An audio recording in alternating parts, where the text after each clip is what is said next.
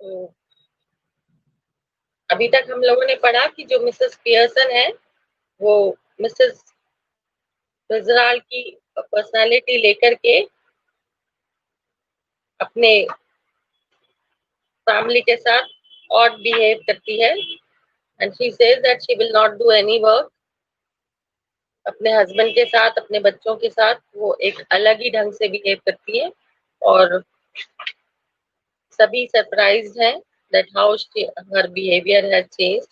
और Mrs Fitzgerald देखने आती है कि क्या चल रहा है। तो फैमिली मेंबर्स नहीं चाहते हैं कि मिसेस फिजराल्ड यहाँ पर आए।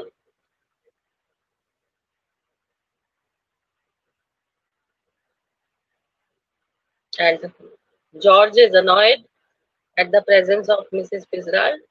वो उनको बोलते हैं कि हमारी यहाँ पहले ही कंडीशन खराब है, तो you better go from here. उससे आगे हम कंटिन्यू करते हैं। Page number 48। Mrs Pearson, Mrs Before Mrs. Fitzgerald can reply, I won't excuse you, George Pearson. Next time a friend and neighbor comes to see me, just say something when you see her, good evening or how do you do, or something, and don't just march in and sit down without a word. It's bad man. तो Mrs फिजराल जब वहां बैठी हुई है तो George आकर के बैठ जाता है, तो मिसेस पियर्सन कहती है कि शी वोंट एक्सक्यूज हिम। अगर अगली बार उसका कोई भी फ्रेंड या नेबर आता है उससे मिलने के लिए, मिसेस पियर्सन से, तो उसको विश करोगे good evening, how do you do, और कुछ भी बोलोगे। उसके बाद आकर के बैठोगे, ये नहीं कि चुपचाप आकर के बैठ गए बिना कुछ बोले। It's bad manners.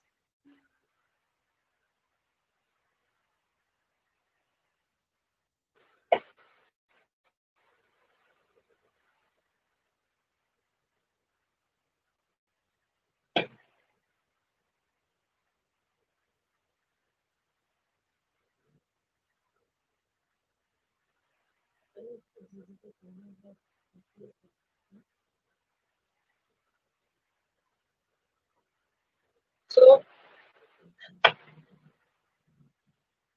Mrs. Fitzgerald, it's all right. Mrs. Pearson, no, it isn't all right. We'll have some decent manners in this house, or I'll know the reason why. Well, George, well, what? Mrs. Pearson, why don't you get off to your club? Special night tonight, isn't it? They'll be waiting for you, wanting to have a good laugh. Go on then, don't disappoint them. That's right. Make me look silly in front of her now. Go on, don't mind me. Sixes and sevens, poor Doris, been crying her eyes out, getting the neighbors in to see the fun, suddenly losing his temper, glaring at Mrs. Pearson and shouting, all right, let her hear it. What's the matter with you? Have you gone barney or what? Mrs. Pearson, if you shout at me again like that, George Pearson, I'll slap your big flat silly face. Mrs. Fitzgerald, oh no, no, no, please, Mrs. Fitzgerald. Mrs. Pearson sits. George, staring at her bewildered, either I'm off my chump or you two are. How do you mean, no, no, please, Mrs. Fitzgerald? Look, you are Mrs. Fitzgerald, so why are you telling yourself to stop when you are not doing anything? Tell her to stop, then there'd be some sense in it. So, George में और Mrs Pearson में बहस होने लगती है। Mrs Pearson George को बोलती है कि तुमको तो क्लब जाना था, तुम्हारी स्पेशल नाइट थी आज, why don't you go there? उन लोगों को डिसअपॉइंट मत करो, you should go.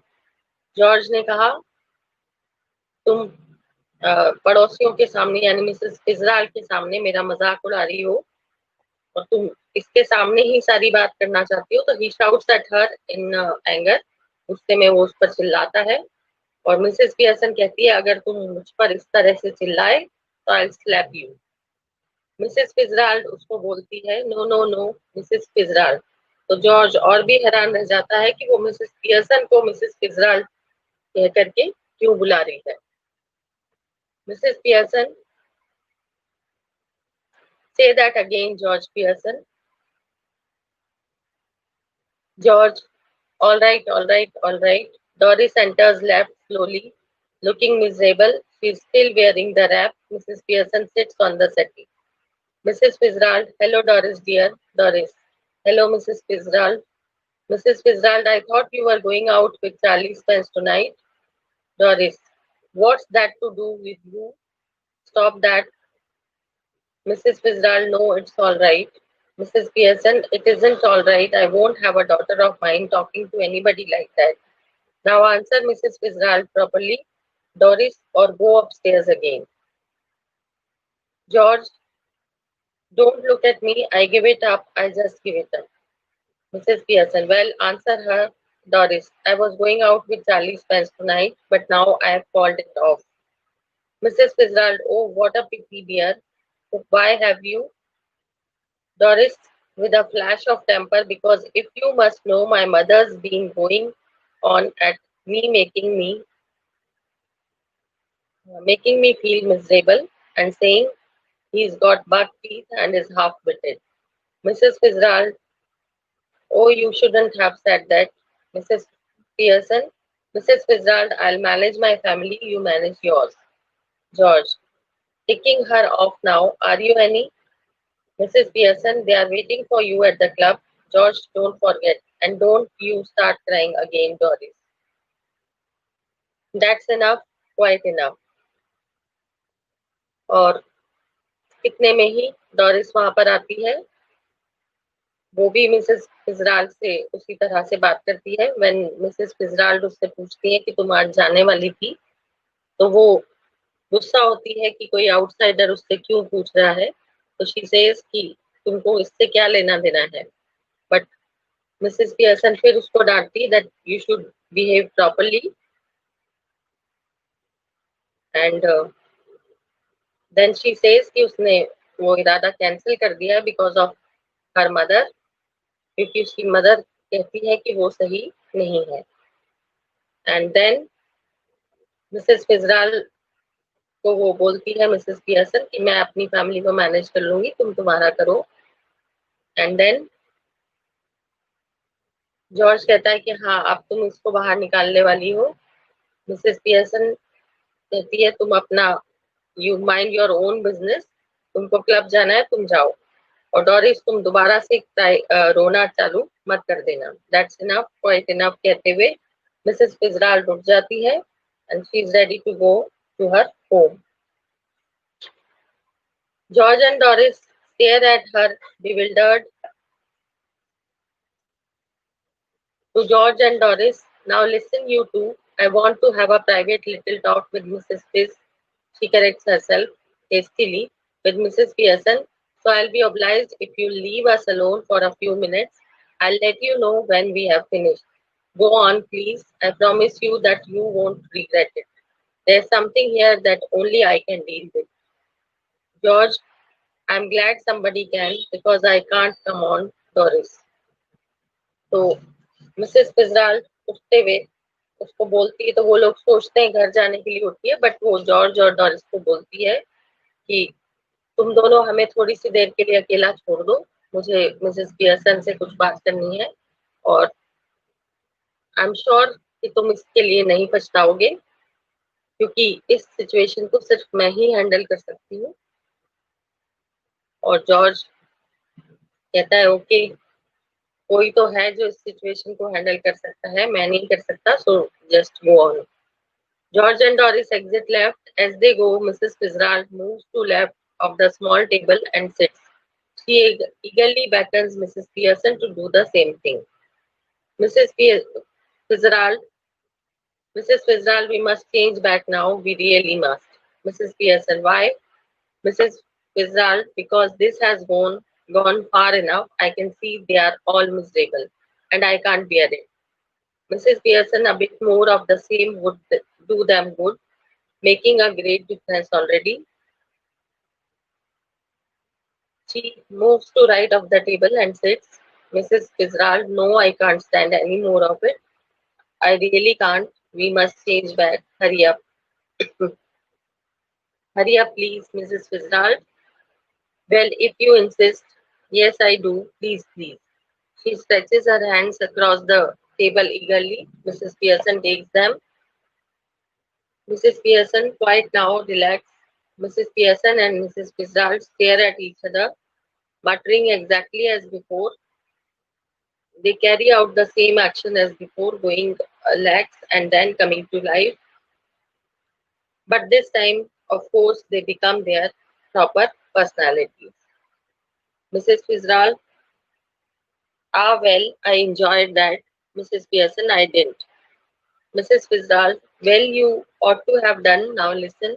Mrs. Pearson, don't go soft on them again, else it'll all have been wasted. So then Doris और जॉर्ज वहां से चले जाते हैं और मिसेस फिtzgerald उसको बोलती है मिसेस पियर्सन को कि अब हम लोगों को वापस से अपनी पर्सनालिटी चेंज कर लेनी चाहिए। तो फिर से वो दोनों बैठती हैं in the same position. She holds her hands. Just a minute.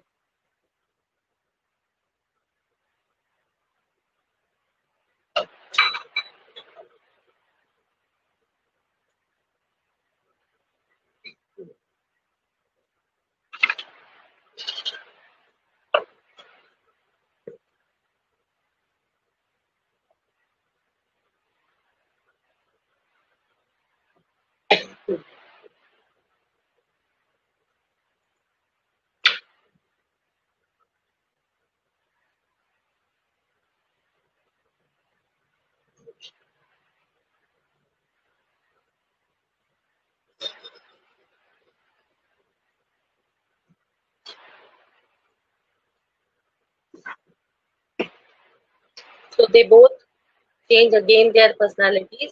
अब मिसेस पियर्सन बन जाती है और मिसेस फिtzgerald। और वो कहती है कि बहुत मजा आया, वी इंजॉयड इट, लेकिन अब फिर से तुम अपना सॉफ्ट बिहेवियर चालू मत कर देना, वरना जो कुछ अभी हम लोगों ने किया है वो सारा वेस्ट हो जाएगा। Mrs Pearson, I will try not to. Mrs Fitzgerald, Mrs Fitzgerald, they have not had as long as I'd like to have given them. Another hour or two's rough treatment might have made it certain. Mrs. Pearson, I'm sure they'll do better now, though I don't know how I'm going to explain. Mrs. Fitzgerald, don't you start any explaining or apologizing or you are done for. Mrs. Pearson, it's all right for you, Mrs. Fitzgerald. After all, they aren't your husband and children. Mrs. Fitzgerald, impressively, now you listen to me. You admitted yourself you were spoiling them and they didn't appreciate you. Any apologies, any explanations, and you will be straight back where you were. I'm warning you, dear, just give them a look, a tone of voice now and again to suggest you might be tough with them if you want it to be, and it ought to work anyhow, we can test it. Mrs Fitzgerald कहती है कि अगर फिर से तुम वैसी ही हो गई और अगर तुमने उन लोगों को सॉरी बोला या कुछ एक्सप्लेन करने की कोशिश की कि क्यों तुम्हारा बिहेवियर चेंज हुआ था, तो फिर से सब कुछ वैसे का वैसा ही हो जाएगा। तुमने खुद एडमिट किया कि तुम उनको बिगाड़ रही हो, कि तुम एक्स्ट्रा केयर कर रही हो उनकी, you are just pampering them. तो अगर तुम चाहती हो कि सब कुछ सही से होता रहे और वो लोग जैसे जैसे लाइन पर आ रहे हैं वैसे ही रहें, तुम्हारे साथ अच्छा बिहेव करें, तो तुम्हें वैसे ही रहना पड़ेगा जैसे कि अभी तुम चेंज्ड पर्सनालिटी में बिहेव कर रही थी। तो don't apologize with them, don't give them any kind of explanations, and just you see कि अब वो लोग इस तरह की हरकतें करने की कोशिश नहीं करेंगे। Mrs. Pearson, how? Mrs. Fitzgerald, well, what is it you'd like them to do that they don't do? Stop at home for once. Mrs. Pearson, yes, and give me a hand with supper. Mrs. Fitzgerald, anything you'd like them to do that you enjoy, whether they do or not. Mrs. Pearson, well, yes, I like a nice game of rummy, but of course I hardly ever have one, except at Christmas. Mrs. Fitzgerald, That'll do then. She moves onwards, the door left, then turns. But remember, keep firm or you've had it. She opens the door, calling, Boy, you can come in now, coming away from the door and moving right slightly, quietly. But remember a firm hand. George, Doris, and Cyril file in through the doorway, looking apprehensively at Mrs. Pearson. I'm just off to let you enjoy yourself. और Mrs फिजराल कहती है कि अब तुम उनसे कोई भी काम करवा सकती हो जो तुम करवाना चाहती हो या तुम्हें जो सबसे ज्यादा पसंद है। अगर तुम्हें खाना बनाने में उनकी हेल्प चाहिए तो यू कैन टेक दैट। और कुछ भी अभी तुम बताओ, एक एग्जांपल हम लोग देखते हैं, जस्ट टेस्ट करके देखते हैं कि उन लोगों में चेंज आया या नहीं। तो लेट अस सी। तो वो बोली कि मुझे रमी का गेम जो कार्ड्स का गेम होता है वो मुझे बहुत पसंद है, लेकिन मैं कभी खेल नहीं पाती because she is alone and अकेले वो रमी नहीं खेल सकती है। तो बोली सिर्फ इस क्रिसमस के अलावा मैं कभी नहीं खेल पाती। तो मिसेस फिजराल कहती ओके देन, इसी से हम स्टार्ट करते हैं। और लेकिन अपनी जगह पर फर्म रहना, तुम्हारा बिहेवियर फिर से चेंज नहीं होना चाहिए। You will not feel sorry और you will not give them any explanation. जैसे तुम अभी बिहेव कर रही थी वैसे ही तुम करती रहोगी। और वो उन सबको बुला लेती है Mrs Fitzgerald. The family looks anxiously at Mrs. Pearson, who smiles. Much relieved, they smile back at her. Doris, yes, mother, Mrs. Pearson. Seeing that you don't want to go out, I tell you what I thought we'd do. Mrs. Fitzgerald, remember giving a final warning? Mrs. Pearson, nodding, then looking sharply at the family. No objections, I hope. George, no, mother, whatever you say. Mrs. Pearson, I thought we'd have a nice family game of rummy, and then you children could get the supper ready while I have a talk with your father. George suits me. He looks challengingly at the children. What about you two? Cyril, yes, that's all right. Doris, well, Mrs. Pearson, what? Speak up. Doris, oh, I think it would be lovely. Mrs. Pearson, goodbye, Mrs. Fitzgerald. Come again soon. Mrs. Fitzgerald, yes, dear. Night all. Have a nice time. Mrs. Fitzgerald exits left and the family cluster round mother as the curtain falls. तो finally जो वो आती है सारी family और वो लोग बहुत ही एंशियसली उसको देख रहे हैं मिसेस पियर्सन को कि अब ये क्या करेगी। तो वो थोड़ा सा मुस्कुराती है तो उन सबको रिलीफ मिलती है कि चलो थोड़ा बहुत तो चेंज हुआ बिहेवियर। और डॉरिस पूछती है यस मदर। तो वो कहती है कि अब तुम लोगों ने सबने बाहर जाने का इरादा तो कैंसिल कर दिया है, तो मैं बताती हूँ कि अब हम सब क्या करेंगे। मिसेस फिजराल्ड फिर उसको वार्निंग देती है कि बिल्कुल वैसे ही बिहेव करना जैसे बताया है। एंड मिसेस पियर्सन अपनी फैमिली से पूछती कि I hope you don't have any objections. George और सब लोग बोलते हैं नो। मिसेस पियर्सन कहती है कि हम सब एक फैमिली गेम खेलेंगे रमी का, और उसके बाद तुम बच्चे लोग खाना तैयार करोगे दोनों मिल करके, और मैं तुम्हारे फादर के साथ बैठ के बात करूंगी। जॉर्ज एग्रीज ऑन दैट और उन दोनों से पूछता है कि व्हाट अबाउट यू। तो साइरिल और डॉरिस दोनों कहते हैं ओके दैट्स ऑल राइट। और इस तरह से सब कुछ ठीक हो जाता है जो मिसेस पियर्सन चाहती थी कि उसकी फैमिली उसके साथ टाइम स्पेंड करे, उसके काम में हाथ बटाए और सब लोग मिलजुल करके रहें। so that uh, the play ends here. Mrs Fitzgerald उनको गुड नाइट बिट करके चली जाती है and the family enjoys. So this was the lesson. Any problem? You want to ask anything?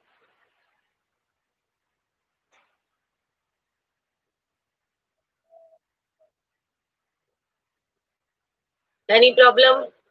You want to ask anything? Okay then, indignantly का मतलब है सुमित उपेक्षा से, बहुत नफरत वाले अंदाज में। Ignoring and disrespecting. Is that clear?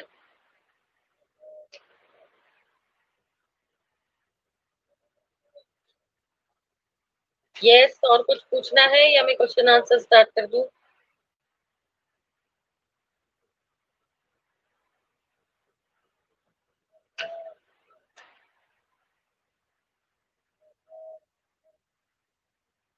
Grimly, um,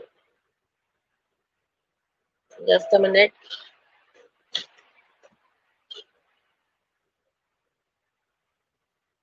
Okay, Niyati, I'm telling you the summary.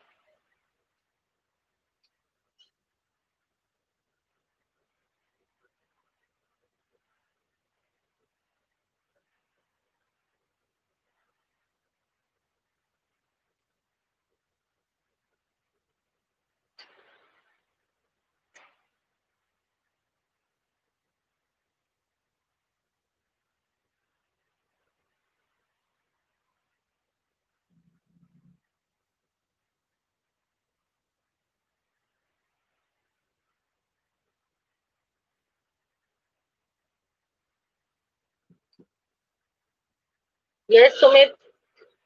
Grimly means sternly, यानी थोड़ा सिवियर लुक, मतलब गुस्से से देखना या गुस्से से बोलना। मोर्निंग मीन्स दुख मनाना, शोक मनाना, सराहना।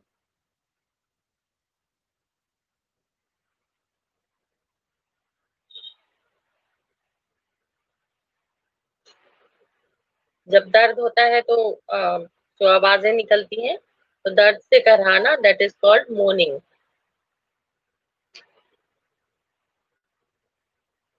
शॉर्ट में इस लेसन की समरी है, और आप देख लीजिए जो भी वर्ड मीनिंग्स पूछने हैं। मैं एक बार समरी स्टार्ट कर देती हूँ। शॉर्ट में इसकी समरी ये है कि जो हाउस वाइफ्स हैं जनरली उनको इग्नोर किया जाता है, उनको just as a servant treat किया जाता है। फैमिली मेंबर्स जो बाकी हैं, हस्बैंड है, बच्चे हैं, वो अपने अपने काम में बिजी रहते हैं। वो घर आते सिर्फ अपनी जरूरत पूरी करने के लिए, यानी उनको कुछ चाहिए होता है तो वो इमीडिएटली घर में घुसते हुए ऑर्डर देते हैं। और just for the lodging and boarding, मतलब खाना खाने और सोने के लिए वो लोग घर आते हैं। बाकी most of the time they spend outside. और जो हाउस वाइफ्स हैं वो घर में अकेली रहती हैं। 24 आवर्स उनकी ड्यूटी चलती रहती है, उनकी रिस्पॉन्सिबिलिटी खत्म नहीं होती है। और कोई भी उनके बारे में ये नहीं सोचता है that they also require something. उनको भी, उनकी भी कुछ जरूरतें होंगी, उनकी भी अपनी कोई पर्सनल लाइफ होगी, उसके लिए उन लोगों को टाइम बिल्कुल नहीं मिलता है। और जो फैमिली मेंबर्स हैं वो इतना भी नहीं सोचते कि उनसे पोलाइटली बात करें, रिक्वेस्ट करें किसी चीज के लिए या उनको थैंक्स दें। They just treat them like the one who is there to fulfill their needs, जो उनकी जरूरतें पूरी करने के लिए वहां पर है। और सर्वेंट से ज्यादा उसको ट्रीट नहीं किया जाता है। और फिर भी ये कहा जाता है कि तुम पूरा दिन घर में रहती हो तो तुम करती क्या हो। तो ना तो उनके काम की वैल्यू है, जो अपने अपने काम वो लोग, अपनी अपनी ड्यूटीज वो लोग गिना देते हैं कि हम बाहर जाते हैं, इतने घंटे काम करते हैं, हम मेहनत करते हैं, बिकॉज उसके लिए उनको पैसा मिलता है। जो हाउस वाइफ्स हैं उनकी ड्यूटी 24 आवर्स चलती रहती है, पूरे वीक चलती रहती है, 24x7। और कोई छुट्टी उनकी नहीं होती है, and they are not even paid for that. उन इसीलिए उनका जो काम है उसकी वैल्यू नहीं होती है। सो मिसेस पियर्सन इस बात से परेशान थी, और कहीं ना कहीं जो हाउस वाइफ्स हैं वो खुद भी इसके लिए जिम्मेदार होती हैं, बिकॉज वो अपने बच्चों से, अपने हस्बैंड से, अपनी फैमिली से इतना प्यार करती हैं कि वो उनकी छोटी से छोटी जरूरत भी पूरी करने के लिए हमेशा रेडी रहती हैं। और वो सोचती हैं कि पहले फैमिली की जरूरतों को पूरा करना उनकी प्रायोरिटी है, अपने बारे में नहीं सोचती है, अपने खुद को इग्नोर करती जाती है। और जब वो लोग हैबिचुअल हो जाते हैं तब फिर उसको तकलीफ होती है कि मुझे भी कभी ना कभी इन लोगों के साथ की जरूरत होती है, and I also need to be considered as a family member, not as a servant. तो इसलिए जो मिसेस फिजराल्ड है वो उसको आकर के बूस्टअप करती है, तैयार करती है, समझाती है। और इस प्ले में ऐसा दिखाया गया है, इमेजिनरी फिक्शन है ये, कि वो दोनों अपनी पर्सनालिटी चेंज कर लेती है, क्योंकि जो मिसेस पियर्सन है वो बिल्कुल सीधी सादी घरेलू महिला है, हाउसवाइफ है, जो अपने फैमिली मेंबर्स से हमेशा दबती रहती है, उनकी ऑर्डर्स को लेती रहती है, कभी पलट करके उनसे कुछ नहीं बोलती, and she never wants to hurt them. जबकि मिसेस फिजराल जो है वो एक बोल्ड लेडी है, वो मिसेस पियर्सन को कहती है कि तुम्हें भी अपने अधिकारों के लिए लड़ना चाहिए, अपने हक के लिए बात करनी चाहिए, और अपनी एक जगह फैमिली में बनानी चाहिए। इन ये लोग तुम्हें जिस तरह से सर्वेंट की तरह ट्रीट करते हैं, तुम अकेली रहती हो, ये लोग बाहर एंजॉय करते रहते हैं, they do not care for you, कि तुम्हें भी कभी इन लोगों की जरूरत पड़ती होगी। तो इसके लिए वो दोनों अपनी पर्सनालिटीज चेंज कर लेती हैं, ताकि मिसेस पियर्सन जो है वो मिसेस फिजराल्ड बन करके अपने फैमिली मेंबर्स को ये एहसास दिलाने की कोशिश कर सके कि वो भी कुछ अहमियत रखती है घर में, उसकी भी कुछ इम्पोर्टेंस है। एंड दैट इज वाई जब पर्सनैलिटी चेंज हो जाती है तो उसके जो फैमिली मेंबर्स हैं, जो बेटा बेटी हैं और हस्बैंड है, तो वो बहुत हैरान हो जाते हैं उसका बदला हुआ बिहेवियर देख करके। जब वो कहती है that I will not do anything for you, और उन सबको बहुत ही रूडली उनसे बात करती है, उनको उनकी रियलिटी का एहसास दिलाती है। जैसे डॉरिस को वो बोलती है कि वो ऐसा बॉयफ्रेंड है तुम्हारा, और जॉर्ज को कहती है क्लब में तुम्हारा मजाक उड़ाया जाता है, सो ऑन। तो सब लोगों को उनकी जो रियल पर्सनालिटीज है उसका एहसास दिलाने के साथ साथ ये भी बता देती है कि तुम लोग जो काम करते हो तुम उसको गिनाते रहते हो, but I am there to fulfil your needs. और मुझे तुम लोगों ने कभी ना थैंक्स बोला ना कभी रिक्वेस्ट की, only merely you are giving me the orders to do so and so, and every night you all go out and enjoy yourself। जबकि मैं यही घर में रहती हूँ। तो वो when she is not ready to work, तो उन लोगों को समझ में आ जाता है कि अगर एक दिन ये काम नहीं करेगी तो उन सबका काम नहीं चल सकता, और इसके सपोर्ट के बिना वो सब लोग अपने अपने काम नहीं कर सकते, कंटिन्यू नहीं कर सकते।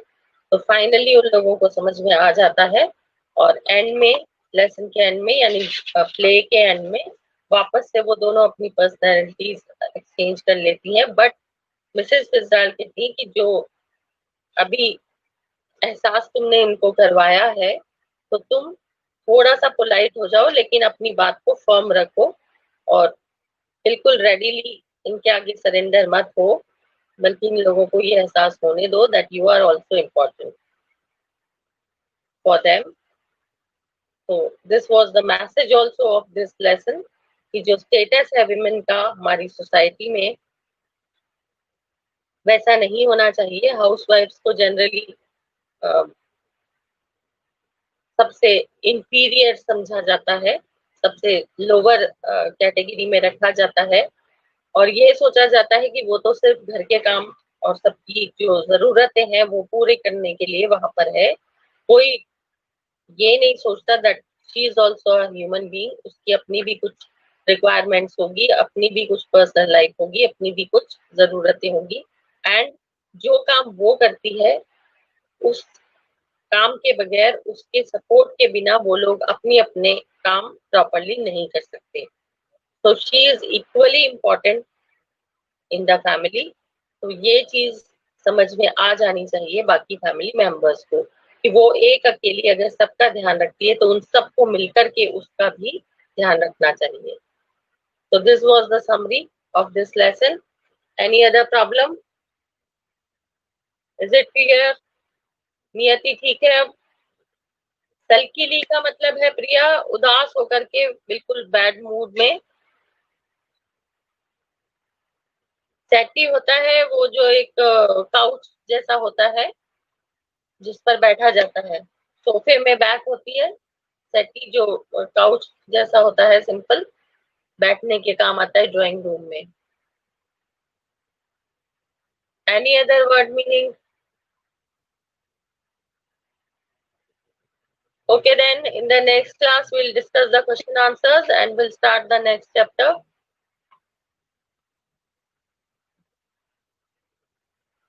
अभी और कुछ अगर पूछना है तो पूछ लो।